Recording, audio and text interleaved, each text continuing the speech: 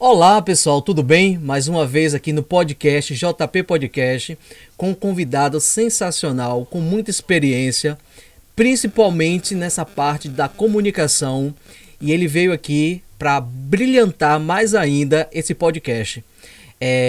Nós trabalhamos com o tema Mentalidade de Sucesso e eu já vou aproveitando, dê aquele like, compartilhe com os amigos, com a família e chama aí a todo mundo, vamos compartilhar, se inscreva no meu canal e eu vou deixar que o meu convidado possa se apresentar.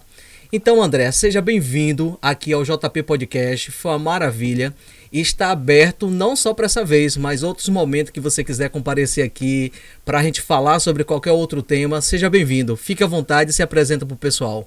Jutânio, muito obrigado pelo convite, é uma satisfação muito grande poder falar para o seu público, estou muito contente de poder estar aqui, né, nessa tarde maravilhosa. Que bom. Podendo falar para essas pessoas que acompanham a gente através do seu podcast. Eu me chamo André Spínola, eu sou radialista, empresário, sou formado em telecomunicações, sou um apaixonado pela comunicação, venho de uma família tradicional do rádio, Newton Spínola, da década de 60, 70, fazia muito sucesso, chegou a ter 98% de audiência à época, nas principais emissoras de rádio daqui do estado da Bahia, como Rádio Cultura da Bahia, Rádio Excelsior, Rádio Sociedade da Bahia. Uau!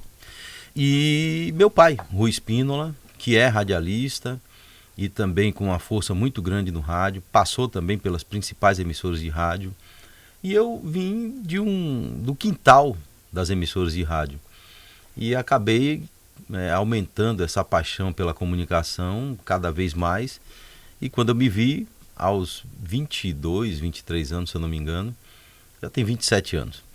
Vamos fazer essa conta, anos. não? E a partir daí, então, eu comecei a trabalhar com meu pai. Né? Me lembro muito bem quando ele fazia os programas de rádio, eu estava sempre próximo, porque nós morávamos, um dos períodos, nós morávamos na rua Machado de Assis, em Brotas, onde a Rádio Cultura da Bahia era nessa mesma rua. E meu pai, ele muitas vezes atrasado, ele saía correndo para ir fazer o programa dele. E logo em seguida eu saía correndo para ir também participar do programa, para acompanhar, para ver como é que funcionava. E fui me apaixonando pelo rádio. E estou até hoje na comunicação. Eu agradeço, inclusive, você vê a importância da família, não é? Com certeza. Eu tendo essas duas grandes referências, eu acabei enveredando para o rádio também. Que legal, isso é muito bom. E também, André, eu estou sabendo aí que você está como candidato um pré-candidato a deputado federal. Conte mais pra gente aí um pouquinho mais, além desse André radialista, empresário, também com esse futuro candidato aí. Essa pré-candidatura, ela na verdade surgiu antes desse pleito eleitoral. Foi quando na eleição passada para prefeito, meu nome surgiu como possível pré-candidato a prefeito da cidade de Candeias, onde, na espontânea, numa pesquisa interna de um partido, descobriram que eu tinha uma forçazinha na cidade. A minha ideia não era ser político ou entrar na política. Há um tempo atrás eu tive essa ideia, esse pensamento, em 2004, se eu não me engano, para vereador, e acabei desistindo, nem fui para as convenções. E aí depois, ao longo do tempo no rádio, passei por uma emissora de rádio chamada Baiana FM, onde lá ela é muito forte na região metropolitana e sobretudo na cidade de Candeias ela predomina. E eu fiz um programa muito combativo na região, cobrando dos prefeitos, cobrando dos políticos, não é, uma atuação honesta, decente, respeitando a população, ao ponto da gente, inclusive, conseguir afastar o prefeito da cidade de Madre de Deus à época. E isso por causa de sérias denúncias de possível irregularidade com dinheiro público. Então esse prefeito foi afastado. A partir daí a gente teve um nome muito forte. A Baiana FM também, uma emissora muito forte, acabou fazendo com que as pessoas começassem a falar no meu nome também para a política. Muitos não queriam, mas outros tantos queriam.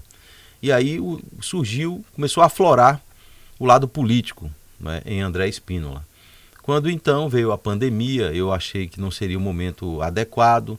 O prefeito da cidade estava indo para a reeleição, então eu achei que não seria o momento ideal, por saber que ele está sentado no saco do dinheiro, que ele está na máquina pública, para a reeleição, em uma pandemia onde as licitações estavam liberadas e eles estavam derramando dinheiro, distribuindo cesta básica, distribuindo dinheiro, distribuindo uma série de coisas. Máquina pública na mão, né? Não tinha como, foi muito raro um prefeito ter perdido a eleição naquele momento. Então eu preferi não ser candidato. Quando chegou agora, aí eu recebi o convite do futuro governador da Bahia, Assemineto, com Bruno Reis, que é o prefeito da cidade, Salvador, Ana Paula Matos, que é a vice-prefeita, me convidaram, eu aí de pronto aceitei, fui para o Progressistas, sou pré-candidato a deputado federal e pretendo fazer desse mandato, eleito deputado, algo que nunca foi feito na história do país. Nós estamos trazendo uma proposta completamente diferente, um mandato que vai ser muito mais voluntário do que um mandato para se locupletar ou para buscar algo para si próprio. A gente quer fazer o uso desse mandato, e foi um dos pontos também que acabou fazendo com que eu pensasse em ir para a política, foi por causa desses embates que eu tive no rádio e que eu tenho sempre. Só para você ter ideia, tem um político que num bunker, num bairro nobre de Salvador, foram encontrados milhões e milhões de reais umas caixas. Você sabe quem é que eu estou falando. Sei. Não é? Então esse cidadão está me processando por eu ter chamado ladrão de ladrão. Então essas coisas me fizeram começar a pensar, refletir, de que nós que somos da comunicação, você aqui está vulnerável. Você vai fazer uma crítica, mas você não tem a imunidade parlamentar. Você Entendo. pode ser processado. Uhum. E esses processos, muitas vezes, você acaba sendo condenado por falar a verdade. Mas da forma que você falou, a lei diz que não pode falar e você é o condenado. O bandido, ele ainda ganha dinheiro em cima de você. Teve um vereador de Salvador que ganhou 12 mil reais, porque eu falei que ele é corrupto. Porque eu mostrei que ele fazia rachadinha dentro do gabinete dele. Aí a pessoa que denunciou a rachadinha, o que parece que foi depois trabalhada para que isso não acontecesse, chamaram ele e conversaram, ele foi, retirou a queixa, André, que denunciou, teve que pagar esse valor para esse vereador, que na minha opinião é um canalha, é um bandido, mas eu simplesmente, perante a lei, tive que pagar porque chamei o bandido de bandido. Então o que eu fiz? Atrelado a esse pedido que foi feito, o convite que foi feito pelo Assemineto, Bruno Reis e Ana Paula, eu resolvi unir o útil ao agradável dentro do contexto da comunicação, utilizando do mandato com a imunidade parlamentar para poder enfrentar mais de frente esses leões. Que bom, fico feliz de saber que nós temos, cidadãos que se preocupam com o outro e não só pensar em si, mas pensar também na coletividade, que eu acho que esse é o grande intuito de quando a pessoa se propõe a querer ser um candidato, É você pensar no coletivo, é você pensar no outro. Eu te digo uma coisa assim, quando eu fazia ensino fundamental, eu lembro muito de uma professora minha que ela dizia assim, precisamos estar na parte dos renovadores. E renovador significa pessoas que têm vontade de mudar, de entender qual é o quadro da política brasileira, da condição da nossa vida e dizer assim, eu estou querendo fazer mudanças. Que eu acho que é isso, que você tem e você já vem mostrando dentro dessa autoridade e principalmente com o seu trabalho. Dentro disso aí, quais são as propostas ou pensamentos ou desejos que você tem como um pré-candidato a deputado federal? Eu acredito muito nesse ponto que você trouxe, da renovação. A política precisa ser renovada, a gente precisa renovar todos os dias. Quando a gente já acorda pensando em mudar, em transformar, em renovar. Exatamente. Nem que seja para renovar as energias. A gente precisa fundamental. Sempre. Então, quando eu fui convidado a ser político, e eu nunca fui político partidário, mas a política a gente sempre faz na nossa vida, principalmente no rádio, a política na comunicação sempre. Uhum. Eu resolvi fazer algo de muito diferente. Chamei a minha amiga Fernanda Cruz, a gente conversou muito sobre a possibilidade da candidatura, a possibilidade de fato assumir um mandato, mas que não fosse igual, a tudo que está aí. Eu não quero fazer críticas sobre aquilo que eu não quero, mesmo tendo direito, que eu não quero para mim. Então, o que foi que a gente decidiu? Não vamos criticar quem recebe, mas a gente não vai aceitar determinadas coisas. Então, por exemplo, o ponto principal é zelar pelo dinheiro público. A gente precisa zelar pelo dinheiro público. Mas eu não posso esperar ganhar as eleições para dizer às pessoas que eu tenho esse pensamento. Eu preciso dizer agora. E aí qual foi a minha ideia? Chamar as pessoas, enquanto pré-candidato, e me comprometer que esse zelo com o dinheiro público ele já vai partir de cortar na própria carne. Então tem muita coisa, por exemplo, que eu tenho direito, enquanto parlamentar eleito, que a gente vai abdicar. Então, por exemplo, antes da eleição, eu preciso, por exemplo, receber o fundo eleitoral, o fundo partidário, para que eu possa conduzir a minha pré-campanha, a minha campanha, né, e bancar toda essa estrutura. Todos sabem que agora existem essas verbas para que as pessoas possam financiar as suas campanhas. Eu passei ao longo da minha vida no rádio criticando, né, e não aceitando determinadas coisas. E quando eu entro numa pré-campanha, eu preciso me preocupar com aquilo que eu disse no rádio, para quando eu voltar para o rádio, as pessoas não dizerem, você falou isso, mas você fez aquilo. Eu entendo. Né? Então, o fundo eleitoral e o fundo partidário foi alvo de críticas minhas no rádio por muitos anos, desde quando começaram a falar sobre isso. Eu discordo do financiamento de campanha, não brigo com quem recebe, só acho que a gente deveria utilizar esses milhões e milhões de reais que se gastam, bilhões na verdade, que se gastam no financiamento de campanha, para, por exemplo, melhorar a moradia, para que a gente possa melhorar a educação, para que a gente possa melhorar a saúde no nosso estado, que está muito complicado. Então, qual foi a decisão? Eu, enquanto candidato, e pré-candidato e candidato, não vou fazer uso de nenhuma verba pública para financiar minha campanha. Eleito deputado federal, eu pretendo abdicar de uma série de coisas. Vários pontos que são, na minha opinião, aberrações. Por exemplo, um deputado ele tem direito a motorista, ele tem direito a carro, ele tem direito a auxílio paletó, ele tem direito a alugar sala comercial. Então as pessoas vêm para salas grandes, enormes, no trade, não sei o quê, e pagam fortunas, e esse dinheiro é pago com dinheiro do povo. Existe uma verba chamada cotão, que pode ser utilizado para tudo isso, aluguel de aeronaves e por aí vai. O cidadão tem direito a mais ou menos 9 milhões de reais para gastar dentro do seu mandato, no período de 4 anos. Você vê quase todos os parlamentares gastam tudo ou quase tudo. Eles não deixam sobrar nada. Tem que usar para tudo, não pode deixar um centavo.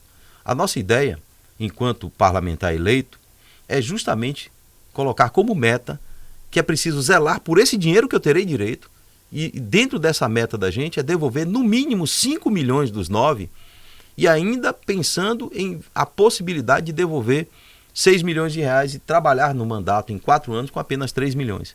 Para isso a gente vai abdicar de uma série de coisas. Por exemplo, eu tenho direito a contratar 25 assessores e 110 mil reais por mês para distribuir para esses assessores.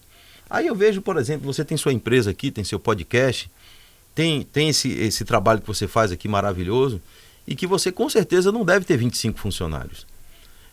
Pequenos, médios, microempreendedores não chegam a 25 funcionários. Exatamente. Por que eu preciso, enquanto deputado federal, ter 25 pessoas me bajulando o dia todo? É isso mesmo? Então a ideia é que a gente, no máximo, e isso está sendo muito discutido, que a gente tenha 8 ou 10 assessores, e os valores a serem pagos a esses assessores serão valores razoáveis, para que ninguém reclame, mas não vai ter rachadinha, então não vou precisar botar 5, 10, 20, o teto acho que são 19 mil, que pode ser no máximo para um assessor, eu botar 18 ou 19 mil na conta de um assessor e pedir a ele a metade desse dinheiro. Ou como muitos fazem, eu vou te dar só R$1.000 e vou ficar com 10. Então a gente não vai fazer rachadinha. Então qual é a ideia? Eu vou pagar o justo para aquela pessoa que vai ter que trabalhar sorridente, né? Vai ter que trabalhar de verdade para o povo, e o restante a gente vai devolver para a máquina pública. E aí muitos me falam, André, mas você vai devolver esses 6 milhões, esses 5 milhões de reais, vai devolver e não vão fazer nada. Eu, André, fazer alguma coisa. É preciso a gente, pelo menos, servir de exemplo para o povo, para os outros parlamentares, para que lá na frente a gente comece a cobrar as coisas dessas pessoas, né? Então, por exemplo, o meu salário enquanto deputado federal, o deputado federal tem um salário de R$ 33.763. Mensal. Líquido, em torno de 25 mil. Mas aí tem os penduricalhos. Se ele vai para uma viagem internacional, ele tem lá a diária. Se ele vai para uma sessão extraordinária, ele recebe também por aquela sessão. E é um dinheiro bom. Então, quando você chega no final do mês, você tem lá 25, 26, 28, 30 mil reais para um deputado federal. Qual é a nossa ideia? André vai ficar só com apenas 20% desse salário. 80% serão destinados, porque eu não posso devolver, senão eu devolveria também. Mas como a lei trabalhista não permite, a única coisa que eu não posso devolver é o salário. Então o que eu pretendo fazer? Eu vou fazer o uso de 20% do salário e 80% nós vamos doar para instituições de caridade ou destinar para fins de construção de casas populares e por aí vai. Quem vai decidir, inclusive, isso vai ser o apoiador, que eu não posso falar de eleitor agora, né? Que eu sou um pré-candidato. O nosso apoiador. Ou não. Pode não ter sido o meu eleitor, mas ele vai entrar nas nossas plataformas digitais. Lá nós vamos colocar, por exemplo, Irmã Dulce, Aristides Maltês. A gente vai colocar a possibilidade de fazer casa popular para alguém. Então, construir uma casa para uma família que precisa. As pessoas vão escolher qual destino a gente vai dar e a gente vai dar esse destino. Serão 48 meses, né, que um parlamentar tem, são 4 anos. 4 anos fazendo doações. De 80% de tudo aquilo que eu receber. Se eu receber 13º, 80% vai ser destinado para isso.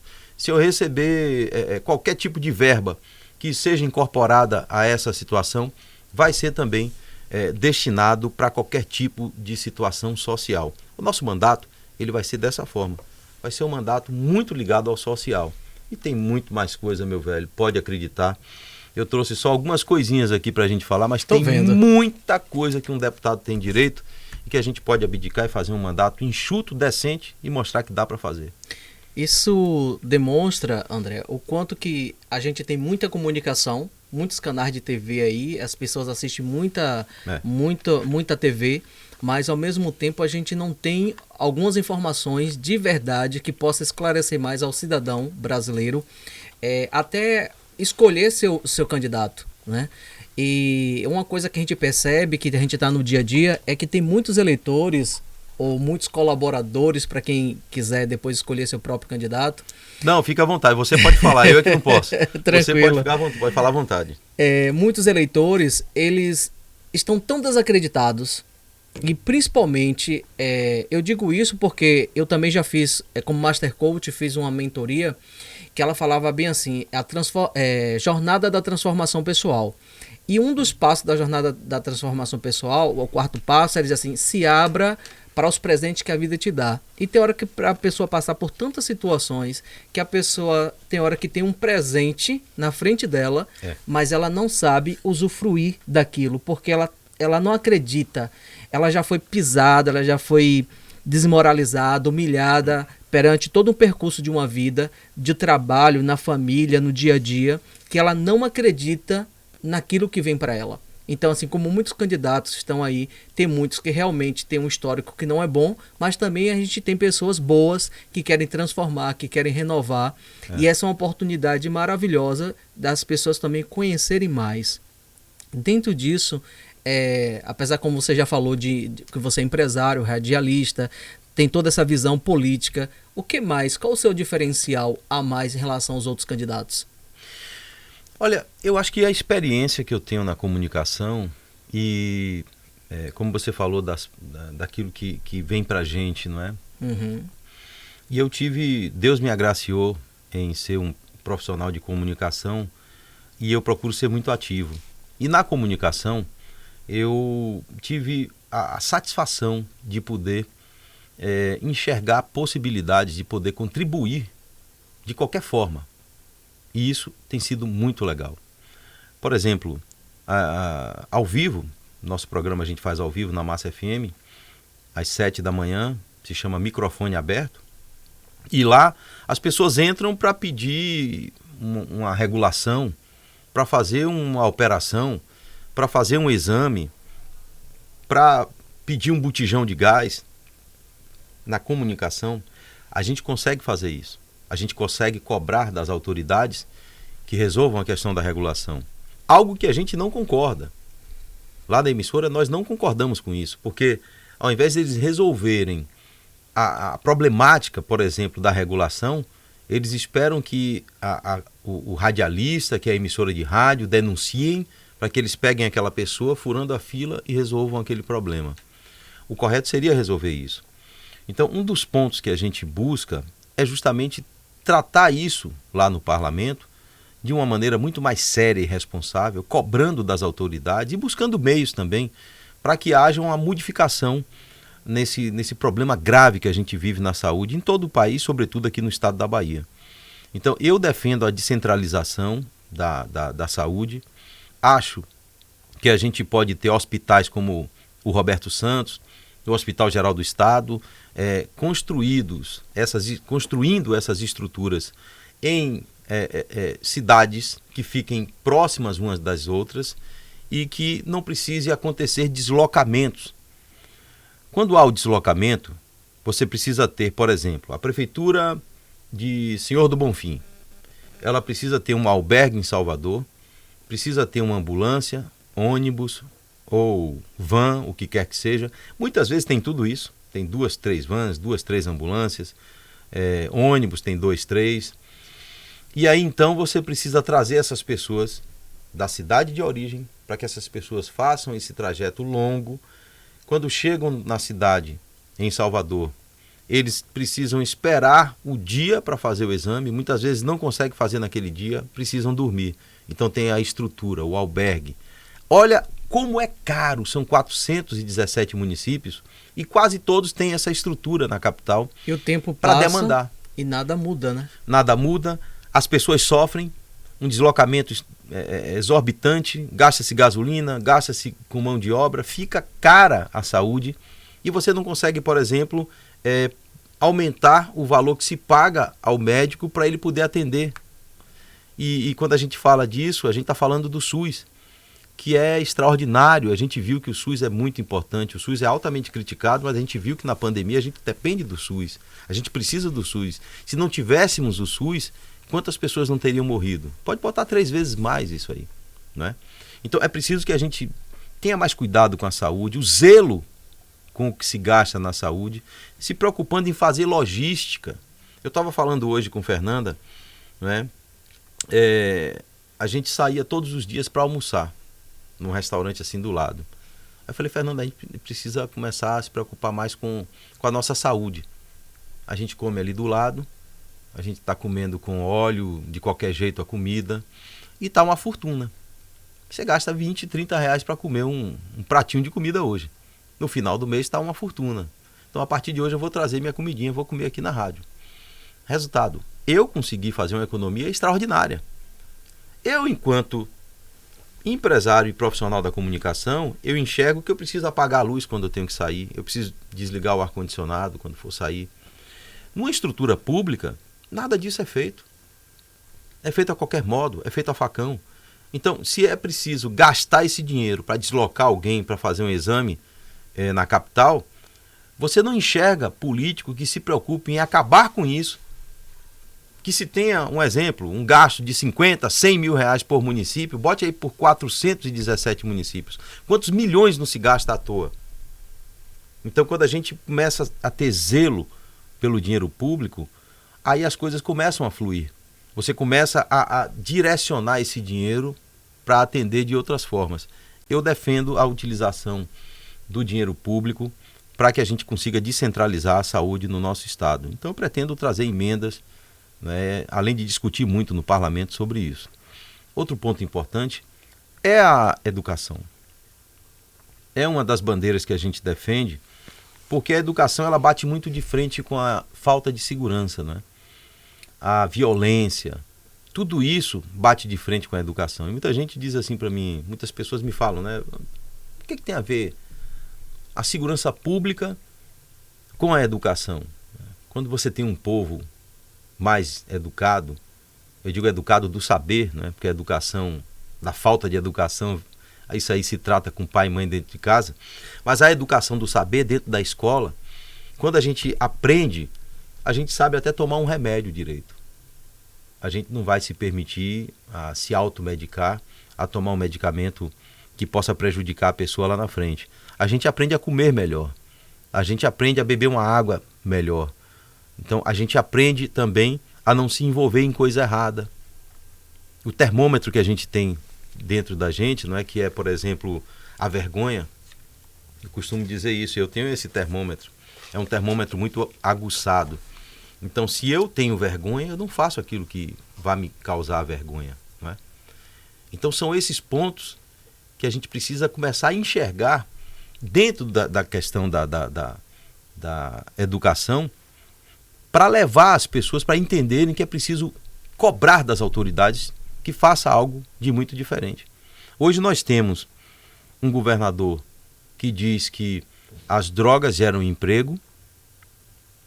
Nós temos um secretário de Segurança Pública da Bahia que diz que você precisa se livrar das amarras mentais para discutir a legalização das drogas e que essas amarras mentais, quando são liberadas, que as pessoas conseguem, enquanto fumam maconha, entre um teco e outro, que essas pessoas conseguem compor melhor, conseguem trabalhar melhor, fazer coisas melhores. Eu não sei qual é o seu pensamento sobre isso, mas eu acho que a gente não avança para lugar nenhum. Mas quando a gente tem um povo culto, um povo inteligente, um povo que sabe daquilo que faz e fala, as coisas são bem melhores. A gente não pode aceitar, por exemplo, que o estado da Bahia tenha 4,9, é a pontuação do IDEB, né, do nosso estado. Nós estamos entre os últimos estados na educação. Educação pífia. E aí como é que você quer discutir melhoria na segurança pública, por exemplo, com uma educação da forma que está? Então a gente defende isso também. É preciso discutir a valorização do professor, é preciso discutir a melhoria na qualidade de ensino. O governo do estado da Bahia não inaugurou uma escola. Uma escola não foi inaugurada ao longo desses últimos anos. Aí quando chegou agora, no final do mandato, o Rui Costa inaugurou uma única escola aqui em Salvador. O governo do estado fechou escolas. Eles fecharam várias escolas, como por exemplo na zona nobre, no bairro nobre de Salvador, que fecharam um colégio que era importantíssimo na região, fecharam a escola na alegação de que estava tendo uma evasão escolar muito grande e a escola estava vazia. Porque não tem atrativo. E por que estava tendo evasão escolar? Falta de atrativo. É abrir a escola para a comunidade, é você colocar não só o saber, né, de entrar e aprender, de ter ali a matéria para estudar, mas você promover várias situações para aquele aluno sentir vontade de ir para dentro da sala de aula. Acolhido, né? E esse acolhimento não acontece. Uhum. E o terceiro ponto que eu acho que é importantíssimo é a gente falar também sobre moradia. Então, eu pretendo muito tratar sobre a questão da moradia, tentando ampliar as verbas para que a gente possa construir casas populares e ajudar mais o nosso povo. Beleza. Você trouxe pontos assim para mim importantíssimo. Eu quero pontuar até da sua fala mesmo assim, e depois você diz qual é o seu ponto de vista. Eu vou por um pressuposto seguinte: qualquer candidato, qualquer político, eu acho que ele precisa ter a noção, principalmente hoje, de quem é ele. Porque assim, se eu não sei quem eu sou, qualquer caminho serve. Eu vou ser comprado, eu vou ser vendido com facilidade porque eu não conheço os meus valores, né? Então, assim, foi o que você trouxe também em relação a isso, desse conhecimento de trabalhar, principalmente pensando na coletividade. Uma outra coisa importante, você falou sobre a descentralização. A gente percebe que a descentralização eu acho importantíssimo. Eu fiz uma especialização pela UFRB, e que o meu artigo de conclusão da minha especialidade foi falando sobre a descentralização. Jesusa, eu conheço Jesusa, da Universidade Federal do Recôncavo. Isso, eu fiz lá. E assim, Gente fina. essa especialização, André, foi principalmente para capacitar uma quantidade de pessoas voltado da saúde, porque a maioria do que a gente vê de alguns prefeitos, eu vou botar assim, a maioria deles, eles acabam colocando, principalmente secretário de saúde, pessoas que não têm a capacidade, mas simplesmente por uma questão política, eles acabam colocando uma pessoa que não tem experiência, não conhece sobre a saúde, não sabe nada em relação ao SUS e principalmente a lei orgânica que compõe o SUS, que é a lei 8.142 e a lei 8080. Então o que acontece? E a gente vê as barbaridades que vai acontecendo em todos os municípios baianos. Né? Então assim, que você conhece, você é baiano, você sabe.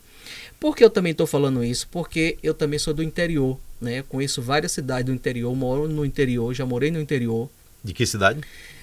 Santa Inês, Cravolândia, Sim, conheço sim. Baíra, Jiquiriçá, Meu sogro era de Laje, e aí todo o Vale do Jiquiriçá ali, né? Mas eu morava antigamente em Santa Inês e também já morei até em Cravolândia. Estudei e fiz o meu ensino fundamental em Cravolândia, depois ensino médio em Santa Inês, né? Então assim, também já trabalhei na área de educação e aí a gente analisa vários pontos. Dentro disso, eu vejo que a saúde, as pessoas precisam estar capacitadas, que o gestor talvez ele não precise dizer assim, eu vou ter que ter uma especialização para ser um gestor na área de saúde e administração, fica difícil porque para isso ele vai ter os secretários, né? Mas ele precisa ter alguém que possa realmente o ajudar a melhorar a situação da população. E quando eu falei, por exemplo, em relação à educação, à saúde, que a gente vai lá na Lei 8080, no artigo 1º, diz que saúde é um direito de todos e dever do Estado, vírgula, eu vou botar até uma vírgula, porque perante a fiscalização dos cidadãos, da população. Só que a gente percebe que a nossa população, as pessoas elas não têm, eu vou botar assim, a maioria, o conhecimento de fiscalizar, né? De estar integrada, de estar buscando a equidade, de estar buscando essa totalidade dele participar realmente das coisas daquela comunidade, daquele município. E dentro disso aí, eu te digo porque eu já sofri demais em relação à regulação, as pessoas não têm conhecimento, não participam das conferências de saúde e simplesmente quando algum ente dele adoece, o pai, a mãe, chega desesperado nos hospitais. E a gente não pode esquecer de uma coisa que é interessante, que é o PSF, que é a gente trabalhar com a prevenção, como você falou da sua alimentação, que você começou a mudar, além de ter uma melhora econômica, uma melhora também na saúde. Então, assim, o que é que a gente precisa fazer dentro da prevenção, né, para a gente melhorar a saúde da população? Então, a gente tira assim, muitas vezes, eu digo porque eu já participei de outras conferências de saúde, a gente vê que o próprio Estado tem hora que escolhe assim, eu vou escolher um médico, não estou nada contra essa categoria, mas assim, porque é médico, ele sabe tudo de saúde. Não. De repente a pessoa, ele conhece sobre a medicina, mas não significa que ele sabe tudo sobre a atenção básica e tudo. A pessoa pode aprender como qualquer outra pessoa, mas é uma visão muitas vezes até errônea, escolher um profissional achando que está representando a saúde, né? Então assim, quem é que está capacitado? Qual a especialidade que tem? Qual o conhecimento que tem em relação àquilo ali para a gente poder colocar aquela pessoa para atender a expectativa daquele município? Né? Então, descentralização eu também apoio, porque eu sei como é que funciona. Essa questão, por exemplo, de saber mais sobre a saúde, sobre a educação eu vou muito mais além, porque assim, os próprios professores hoje atuais, se a gente fizer uma pesquisa hoje, a gente vai ver a quantidade de pessoas que estão aí com estresse, com depressão, com vários outros problemas emocionais e problemas do dia a dia da própria instituição, que eles estão desestimulados também financeiramente, entre outras coisas. Então diz assim, o que é que eu posso fazer para melhorar, principalmente o humano, né? Conhecer mais sobre pessoas, porque eu até digo, quem não sabe sobre pessoas não sabe fazer gestão. Porque a gente tem que aprender hoje a conhecer sobre pessoas para a gente começar a fazer uma gestão, olhar para o ser humano, porque é lá onde está o pote de ouro, né?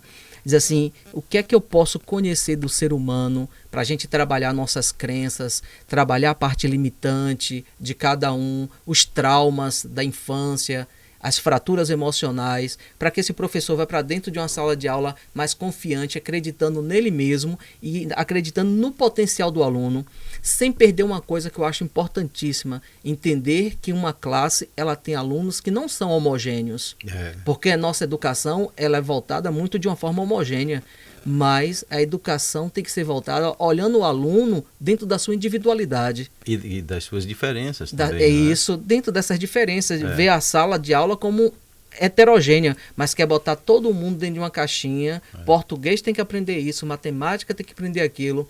E onde é que fica a parte da intuição, da música, da criatividade, da arte? Então, assim, as pessoas são cauterizadas o tempo inteiro nesse tipo de educação que a gente vive ainda no nosso país. É verdade. E ainda voltada para um vestibular e para um Enem que ainda não atende a expectativa.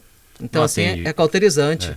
E se perde muito tempo hoje para se discutir coisas que, no meu entendimento, são banais, perto desse tipo de assunto, por exemplo.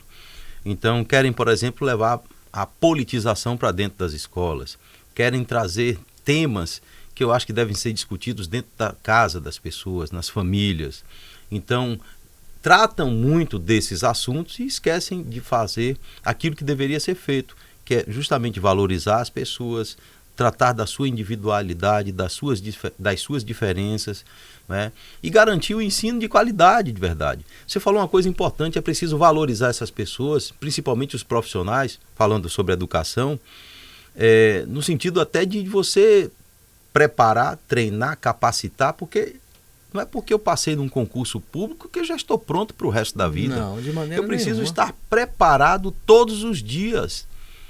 Então tem muita questão da gestão também. Você falou sobre ter o profissional certo no lugar certo. Isso. Eu concordo com você. Mas às vezes o profissional certo no lugar certo, ele é um médico, mas ele não é um gestor.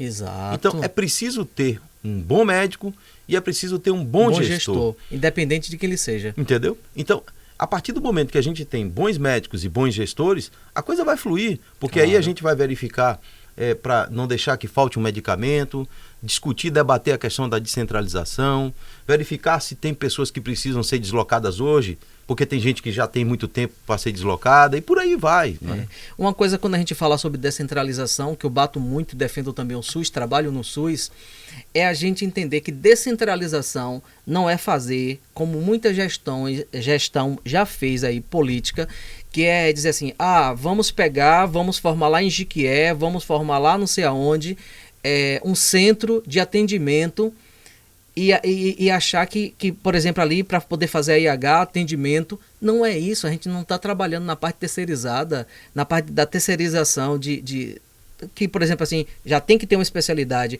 E por que a gente não trabalhar numa coisa que a gente já tem, que é a parte primária, que é o PSF? Tem município da Bahia que o profissional médico, ele, por ser um profissional ainda raro em alguns municípios, ele vai lá um dia, ele vai lá 2, pega um profissional que tem, sabe o quê? Só experiência em hospital, em atendimento de emergência para querer atender posto de saúde. Então, assim, a gente tem que mudar isso. O posto de saúde é de segunda a sexta-feira. Eu já trabalhei, eu te digo porque eu estudei no Paraná, e aí a gente tinha o médico de segunda a sexta-feira, e quando dava 3 horas da tarde na sexta-feira, ele participava da reunião junto com toda a equipe, da pessoa da higienização, a recepcionista, ao administrador do posto de saúde. Por que na Bahia não pode acontecer isso? Por que acontece isso no Paraná e por que não pode acontecer aqui na Bahia? Eu vou lhe dizer por quê. Você está entendendo? Aí, rapidinho, aí a gente tem um profissional onde o secretário de saúde fica a mercê, o prefeito também fica, porque ele aceita isso, pagando um valor integral para ele poder trabalhar por 5 dias para a gente. E depois eu ainda vou arrotar e dizer que está bem essa gestão, que a população está sendo atendida, e a pessoa ainda diz assim, eu posso atender 20, 30 pessoas numa manhã para poder compensar os dias que ele está faltando. Até onde a gente vai em relação a isso?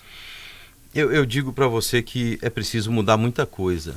Em qualquer situação que a gente fale aqui, qualquer tema que a gente traga, nós vamos esbarrar no gasto desnecessário do dinheiro público, além da corrupção. Só para você ter ideia, em torno de 40% do dinheiro público ele vai pelo ralo, vai para o bolso dos maus políticos. Então é um dos pontos, né, que a gente falou da renovação. É preciso renovar e se preocupar em botar pessoas boas lá. Porque tem muita gente que acha que deve repetir o voto, ou então que não está nem aí, não vou entrar nessa jogada.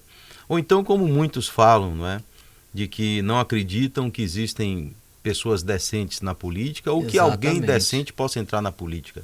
A partir daí você dá espaço para o bandido. Com certeza. Você dá espaço para o canalha. Isso. Eu vou te trazer aqui alguns números para você entender que daria para a gente ter um país maravilhoso, um país decente, um país que cuidasse da educação das pessoas, um país que não tivesse problema mínimo, por exemplo, de asfalto, falta de moradia, um país que tivesse o estado da Bahia, por exemplo, com a educação pífia como está, como a gente falou. Isso porque nós temos uma máquina pública completamente inchada. Eu vou te trazer números aqui, eu vou fazer uma pesca aqui, que você vai ficar impressionado. Nós temos um presidente da República, temos um vice-presidente da República, nós temos 27 governadores, 27 estruturas administrativas estaduais, são as assembleias legislativas, salários e funcionários dessa turma toda. Temos 1.059 deputados estaduais, 513 deputados federais. São 5.568 municípios brasileiros. 5.568. Então a gente já faz logo uma leitura. 5.000 câmaras municipais, 5.000 prefeituras. 5.568 prefeitos, 5.568 vice-prefeitos. Isso. Temos os governadores e vice-governadores. Nós temos 58.208 vereadores. Aí a gente faz uma conta rápida. Vereador, uma média de 10 assessores, tá bom? Isso é média. 58 mil assessores. A média de 71.053 políticos com mandatos. Aí se você pega aqui 10 assessores para cada um, que dá mais, um senador da República tem direito a 56, se eu não me engano. 58, alguma coisa assim. Assessores. Então a gente pegando numa média baixa de 10 pessoas para cada parlamentar, dá mais de 700 mil pessoas atendendo esses parlamentares. Se cada político eleito ele tiver pelo menos essa quantidadezinha menor, chega a esse número. Então, eu vi o Cajuru, por exemplo, que é senador da República, ele disse o seguinte, e ele colocou isso como proposta no parlamento. A proposta dele foi fazer com que todos os políticos abdicassem de 50% dos seus penduricalhos. Ele não falou nem do salário, mas de tudo aquilo que tem direito, corta pela metade. Quanto é que o cara gasta de verba no mandato? 8 milhões. Pronto, 4 milhões você vai gastar e 4 milhões você vai devolver. Meu velho, a gente está falando de bilhões de reais. Bilhões. Isso daria para erradicar a fome, para resolver o problema da saúde no nosso país, para resolver todo e qualquer tipo de problema, pagar dívida externa com o pé nas costas, passar o Viseletro e pagar a dívida externa. Nós seríamos um país trilhardário, mas isso não acontece. Isso por quê?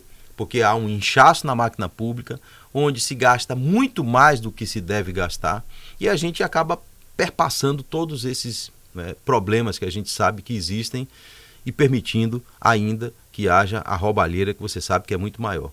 A gente não estava nem falando dessa questão da roubalheira, como por exemplo as emendas parlamentares, que muito dinheiro é desviado, falando de dinheiro público que é mandado para a saúde, que é interessantíssimo falar sobre isso. O dinheiro público que manda para a saúde, que manda para a educação, que são importantíssimos, é onde tem maior desvio de verba. Fala que gasta 15% e não gasta 9%. 40% do dinheiro público é desviado, entendeu? Então, é incrível. Daria para a gente fazer um monte de coisa se nós cortássemos da própria carne da máquina pública, por exemplo. Já seria uma grande mudança, né? Para a gente que quer um país melhor. Mas como nosso tema falando sobre mentalidade de sucesso, a gente percebe também que o nosso eleitor, ele também precisa mudar de mentalidade. Sim. Porque é como você disse, e é uma coisa que a gente sempre escuta, quando a gente não sabe escolher ou a gente não quer escolher, a gente acaba deixando entrar pessoas na política que, ao invés de ajudar, ela vai ajudar a si própria. Então, assim, ao invés de pensar no coletivo, vai pensar simplesmente na sua própria condição. E dentro disso aí, é uma busca constante, né? Porque a gente tem de ter um sonho melhor, estar com uma família melhor, morar num país em que a gente sabe que as condições possam ofertar para a gente situações melhores, porém sabendo que a autorresponsabilidade de cada um já começa a partir do momento dessa escolha, da pessoa também se sentir como cidadão, de saber escolher, não simplesmente aquele porque está dando algo, mas aquele que realmente vai nos representar, porque a nossa democracia é uma democracia semidireta. A gente escolhe alguém para que essa pessoa possa nos representar. Né? No caso, você como um pré-candidato, você vai utilizar em relação a isso. A pessoa vai votar em você e você vai representar ela lá na Câmara de Deputados Federais. Com isso, além de todos esses dados que você tem e tudo, o que mais você acrescenta como um pré-candidato? Eu queria falar um pouco antes Fique à vontade. Desse ponto que você trouxe, não é? Eu, nas minhas caminhadas, de 2 meses para cá, eu comecei a visitar as comunidades. Enquanto pré-candidato, não posso pedir voto, mas eu posso falar com as pessoas, eu posso ouvir as demandas das pessoas e posso entender o que está acontecendo dentro das comunidades. Amigo velho, eu saí de lá decepcionado. Eu saí decepcionado, porque no meio dessa politização toda que está acontecendo no país, mas há uma vontade aflorada no povo brasileiro de conhecer mais sobre a política, eu acreditava, enquanto cidadão, de que isso tinha melhorado na mentalidade das pessoas, na cultura do nosso povo. Mas isso nada mudou. Eu enquanto pré-candidato, as pessoas vinham na minha jugular, querendo cimento, bloco, mandando listinha para mim de material para comprar. E a gente não atendeu a nenhuma demanda dessa. Concordo. Nenhuma demanda. Exatamente. Então, eu fiquei abismado com tudo isso. Eu fiquei assustado em ver que as pessoas ainda têm esse pensamento. A mentalidade é muito dessa forma. É como a mentalidade fosse assim, a gente vota e não ganha nada, então chegou o momento de eu tirar algo dele nesse momento. Pronto. E a gente percebe que isso é uma visão antiga, da época do coronelismo, né? Sim. Que era dando e recebendo algo.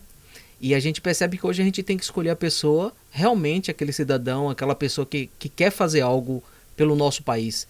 Porque assim, se a pessoa for um pouquinho, ao invés de usar atividade mental, pensar um pouquinho, a pessoa vai perceber que nós estamos em um planeta que está em uma velocidade imensa no universo, né? no movimento de rotação e translação, e que se a gente não entender que a gente precisa mudar algo aqui nesse planeta, a gente também acaba não sabendo nossas origens. Verdade.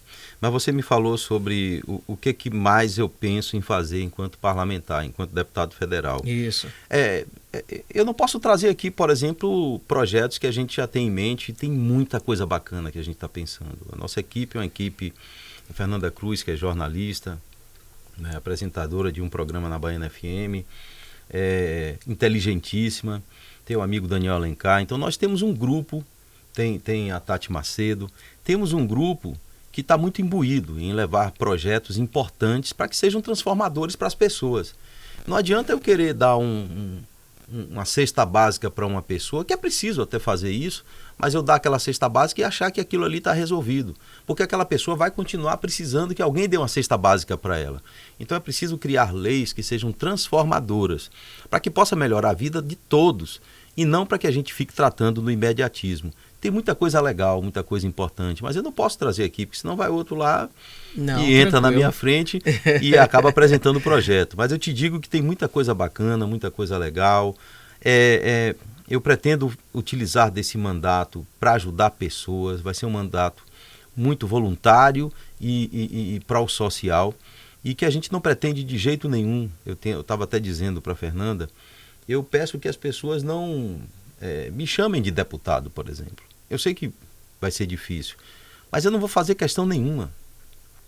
A ideia é usar da força do mandato para ajudar as pessoas, e não para me locupletar ou para sair rico, milionário, até porque a gente vai sair fazendo doação de tudo que a gente tem direito, e aquilo que a gente não tem direito, a gente vai devolver para que esse destino desse dinheiro seja dado de uma maneira melhor para o nosso povo.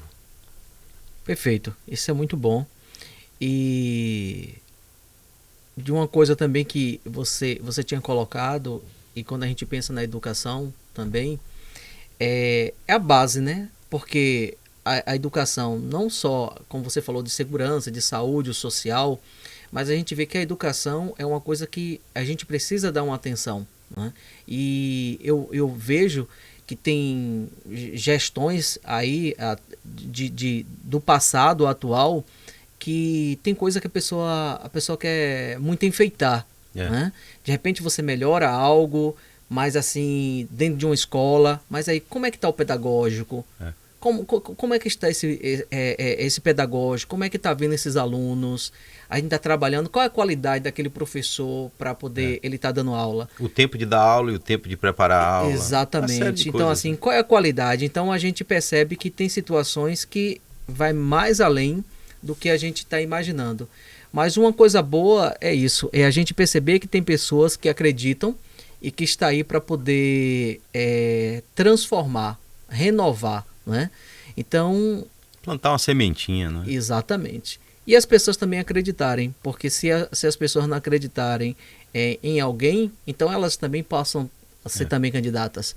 Não é isso? Sim, se candidatar exatamente, também. Se candidatar também, criar coragem e dizer assim, já que tal pessoa não pode me representar, eu vou me candidatar e vou querer fazer a transformação.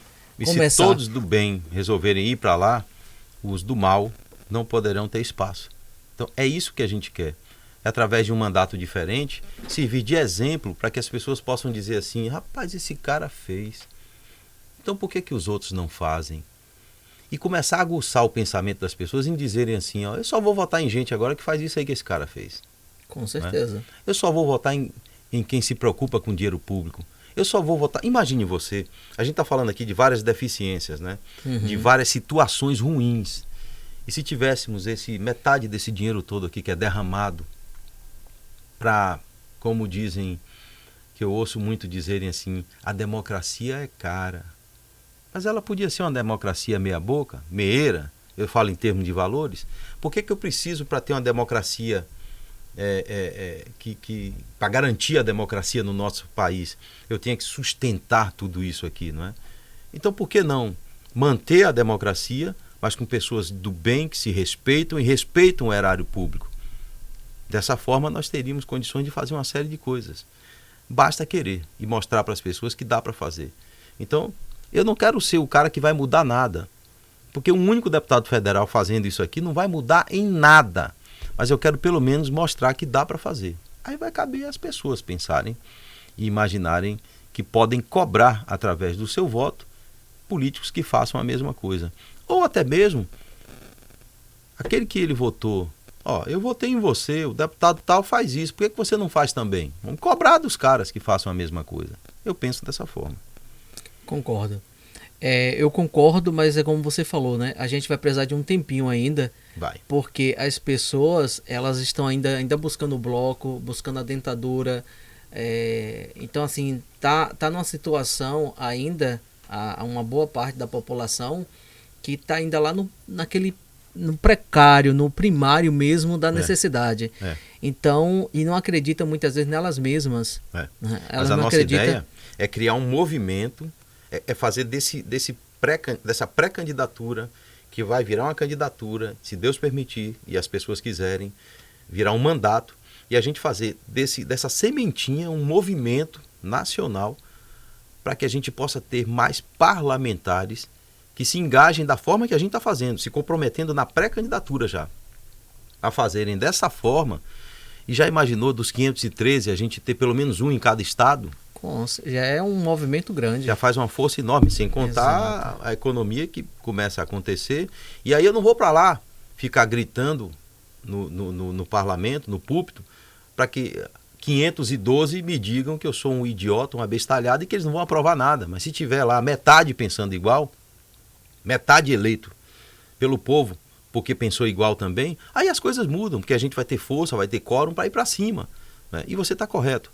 Depende muito da cultura, do pensamento das pessoas. Essa cultura demora, né? Exatamente. E o ser humano, eu digo para você que está aí me escutando, a gente tem que aprender uma coisa. A gente, na vida, a gente precisa de alguém para nos representar politicamente, mas a gente não precisa de heróis. Por que eu te digo isso? Porque eu já participei de conferência de saúde aqui em Salvador, e que Padilha era o ministro da saúde naquela época. E aí, por algum motivo, ele vinha para Salvador, só que ele não ia participar da conferência de saúde por alguns motivos. Aí todo mundo ficou, e olha que eram só delegados, representantes dos 417 municípios baianos, pessoas que teriam um certo conhecimento, principalmente estava ali para falar sobre saúde. E eles começaram a ficar chateados porque o ministro não ia estar presente, aquela coisa toda. Meu amigo, e eu vi vários, né, assim, insatisfeitos falando. Quando esse cara chegou, você precisava ver, era um deus. Todo mundo em cima dele, querendo tirar foto, bajulando. E eu vejo assim, o ser humano tem que parar com isso. Ele, por estar num cargo, mas ele é tão ser humano como qualquer uma outra pessoa. Não inventaram um caixão com gaveta. Exatamente. Né? Não importa quem você seja, quem você acha que você é igual a qualquer outro ser humano. O que vai mudar é a questão de mudança de mentalidade, de lente ao qual você está usando e de autoconhecimento. A gente estudar mais, buscar mais para entender que o outro não é melhor que a gente e simplesmente está nos representando em uma situação, em um local que você mesmo escolheu. Né? Então, assim, a gente tem que mudar essa mentalidade, o brasileiro tem que mudar essa mentalidade de querer alguém para colocar em pedestal. Tem que parar com isso, entender que as pessoas são seres humanos que estão ali para poder nos representar e fazer o seu papel, o seu trabalho. Eu vou te contar uma historinha aqui. Conte. Em cima do que você está falando. No meio das minhas andanças de 3 meses para cá, depois do convite, da pré-candidatura, eu recebi um convite para ir numa comunidade onde tinha lá um bolo de 20 e tantos metros. Quando eu cheguei lá, a comunidade me recebeu com muito carinho. E eu agradeço pelo carinho de todos. Mas tinha um outro político que estava chegando e eu não sabia. Né? E ali eu nem estava como político. Eu ainda estava como radialista, mas já me apresentando para a comunidade. Certo. E aí me pediram que chegasse em um horário depois da chegada desse político, porque eu não sabia que ele iria chegar. Mas como eu tinha um outro compromisso, eu falei, vamos logo mais cedo, a gente chega logo cedo, fala com todo mundo, fica um pouco com eles, depois a gente vai para o outro compromisso. Aí eu cheguei no horário do outro político. Nossa. E eu não sabia disso. Eu achei que a comunidade estava ali me recebendo, né, com muito carinho. Quando eu cheguei, eu cheguei antes do outro político. E aí? E aí a pessoa ficou meio desconcertada, paz e tal. Não me deu o microfone para falar para a comunidade, só citou o meu nome no microfone. Tudo bem, não tem problema nenhum. Imaginei até que fosse dessa forma. Aí daqui a pouco chegou o outro político. Um parlamentar, deputado federal, cheio de emenda debaixo do braço, né? Com muito dinheiro para gastar no processo político. Quando eu vi, todos correram para ele e eu fiquei, eu e o bolo grandão, eu olhando para o bolo e o político virou o cara. Aí ele veio, falou comigo, porque eu conheço ele, porque eu já entrevistei ele por várias vezes na rádio, inclusive. Ele estava com uma pré-candidata a deputada estadual. Ela também muito conhecida, falou comigo. E aí deram o microfone para ele. E ele ficou meia hora falando do microfone. Aí 10 minutos falando do microfone. Depois disso, aí foram cortar o bolo. Todos nós comemos o bolo. Bolo maravilhoso, gostoso demais. 26 metros, sei lá. Tinham lá canais de televisão, porque era um festejo e por causa do tamanho do bolo e tal. Né? Aí a gente comeu o bolo, o deputado foi embora. Depois que o deputado federal foi embora, o que foi que aconteceu? As pessoas vieram para mim. E começaram a conversar comigo, me dar atenção. E o cidadão chegou e disse, vamos aqui para você olhar a comunidade, as coisas que estão aqui, que estão ali e tal, parará. Eu fiz só um minutinho. Ali foi uma das coisas que acabaram me motivando a fazer um formato completamente diferente na política. Já havia esse pensamento, mas reforçou mais ainda. Aí tinha um bar. Eu fui para o bar e senti o cheiro de sardinha. Sardinha frita. Um cheiro maravilhoso. Aí eu chamei meu pessoal e disse, vamos comer essa sardinha aqui. A gente começou a comer a sardinha. Aí o cidadão fez assim, e aí, vamos lá embaixo? Eu disse, vai indo, que eu vou. Eu comi a sardinha, terminei de comer a sardinha com os amigos. A gente tomou um refrigerantezinho, eu entrei no carro e fui embora. Eu não quis mais conversa com ele. Porque eu achei que aquela pessoa, ele não seria o representante legal para aquela comunidade. Concordo. Porque ele não se preocupou com as coisas que ele podia tratar com a comunidade, da comunidade, para comigo, né? E valorizando aquilo que eu pudesse levar para a comunidade de maneira coesa, de maneira correta, de maneira decente. E não prometendo coisas no processo político. Então eu fui embora. E ali eu vi, foi uma das coisas que eu vi, que realmente é preciso mudar demais. Tem muita liderança comunitária que se locupleta com a desgraça do seu próprio povo, que fala dos problemas da sua comunidade, mas ele está de olho no emprego que vai chegar para ele, está de olho nas coisas que vão chegar para ele, ou no pleito eleitoral. Então eu não penso dessa forma e vejo que é preciso de fato mudar essa cultura e tem que mudar na raiz, mudar entre as pessoas. O que foi que eu fiz então? Eu resolvi dialogar com a comunidade. Eu dialogo todos os dias com as comunidades, com as pessoas, com o povo. Eu faço hoje, em média, 10 a 12 reuniões virtuais, dialogando dentro dessas reuniões virtuais com 60, 70, 50, 80 pessoas. E ali eu falo a minha verdade para as pessoas, olhando no olho de cada um, de maneira virtual, sem precisar que essas pessoas me digam o que elas querem para votar em mim. Entendeu? Primeiro que eu não posso pedir voto. Eu estou atrás dos apoiadores. Mas eu lido com essas pessoas mostrando a minha verdade e aquilo que eu pretendo fazer na política, permitindo a essas pessoas que falem dos seus pensamentos e do que acharam daquilo que a gente está propondo. Mas as pessoas, note o que eu estou querendo dizer. Quando eu digo tudo isso aqui que eu vou fazer, e aquilo que eu não acredito que deve ser feito na política, não tem um que abra o microfone e me diga eu estou precisando disso, eu estou precisando daquilo ou aquilo outro. Porque a pessoa já vê, eu não posso pedir a um pré-candidato ou a um candidato, a partir do dia 5 agora eu me torno candidato, e aí eu vou poder falar de voto, de tudo. Eu não posso pedir a esse cara que me dê alguma coisa em troca do voto, porque ele está me dizendo que ele não vai fazer a política que todos fazem, ou que quase todos fazem. E aí a turma não pede. Não pede. E ali vira um papo descontraído, um papo completamente diferente daquilo que muitos pensam. Eu acho que se torna até uma forma didática de levar para as pessoas uma política diferente, uma forma diferente de se falar, de se tratar e de se respeitar essas pessoas. Claro. Eu não posso chegar, por exemplo, da outra vez que eu seria candidato e desistir, porque um amigo meu chegou para mim e me pediu 2 padrões de time de futebol. Eu falei, não, eu vou ver o que eu posso fazer. Mas entenda, não é esse formato que a gente faz. Ele fez, não, mas se você não me der o padrão, a gente não vota em você. Eu digo, mas você não é meu amigo? Mas aí meu time aqui só vai votar se tiver o padrão, então a gente vai ter que ir atrás de outro, eu vou ter que votar no outro. Eu chamei um amigo meu chamado Marcos, que era o coordenador da campanha. Disse, Marcos, faz favor, compra, quantos padrões são? São 2, compra 2 padrões de time de futebol para ele. Que dia eu venho buscar? Digo, de hoje a 15. 15 dias depois ele voltou. Eu dei os padrões de futebol para ele.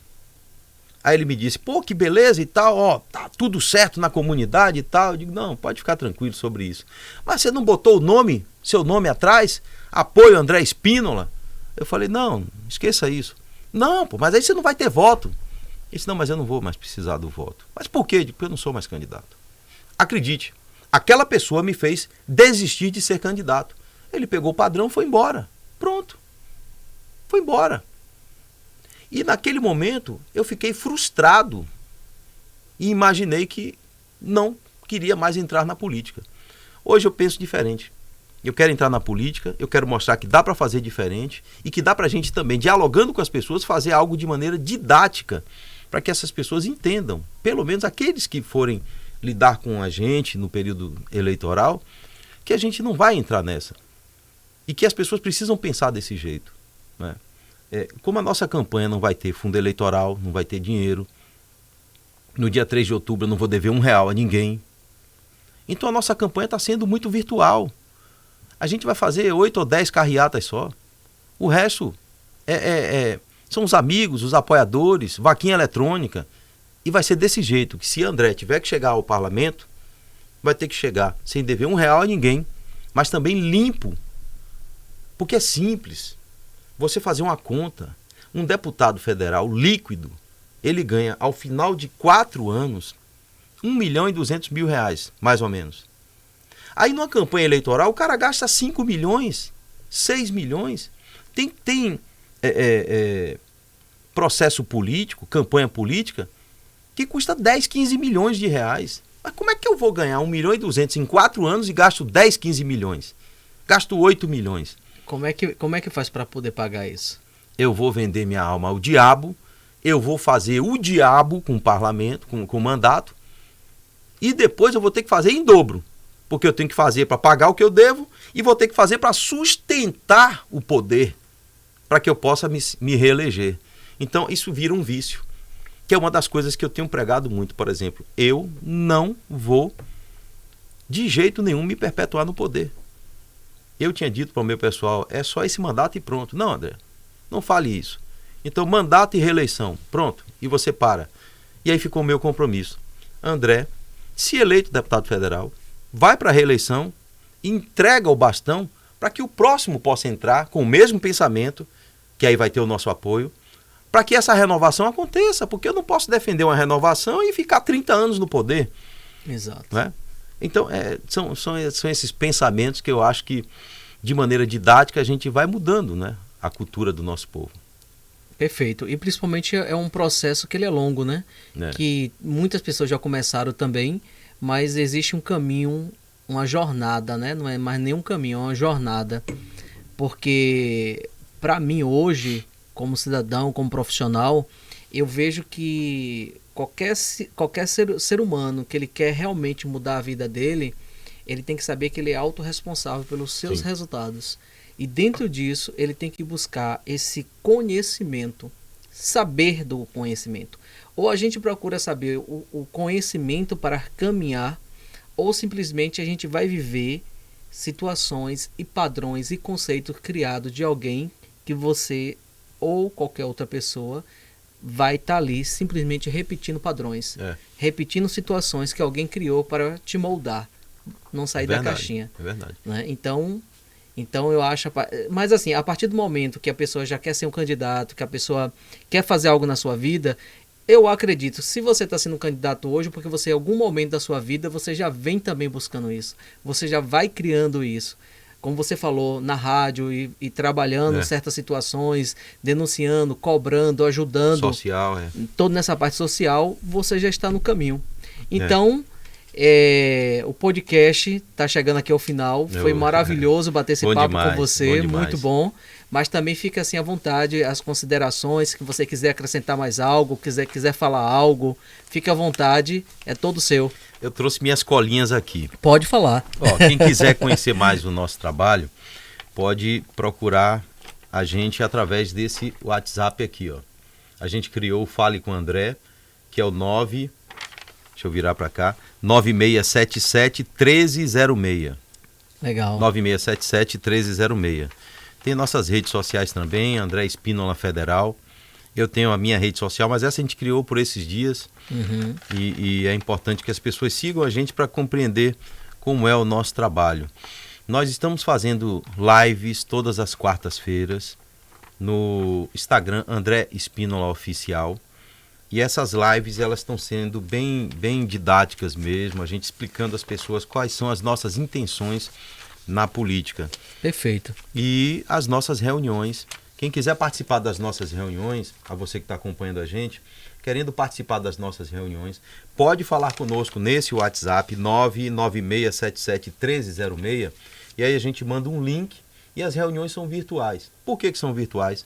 Para a gente não ter que se deslocar 200, 300 quilômetros, gastar uma fortuna de dinheiro para ficar endividado, tempo, né? E fazer o uso errado do dinheiro público. Como a gente não vai ter a verba pública de financiamento de campanha, a gente, não é, atende a várias pessoas através dessas reuniões. Você querendo participar, é só falar com a gente no WhatsApp, eu mando o link para você. Perfeito. Muito obrigado a você, meu velho. Obrigado a todos do podcast. Jutânio, eu vou te confessar uma coisa. Pode falar. Eu sou radialista, eu já fui apresentador de televisão, já passei pela TV Salvador, afiliada da TV Cultura também, a TV Baiana. E rádio eu faço a minha vida inteira. Sou apaixonado pelo rádio, mas nunca fiz podcast. Essa Legal. É a primeira vez. Uau! E gostei demais. Gostei demais, muito obrigado. Parabéns. Tá aberto. Viu?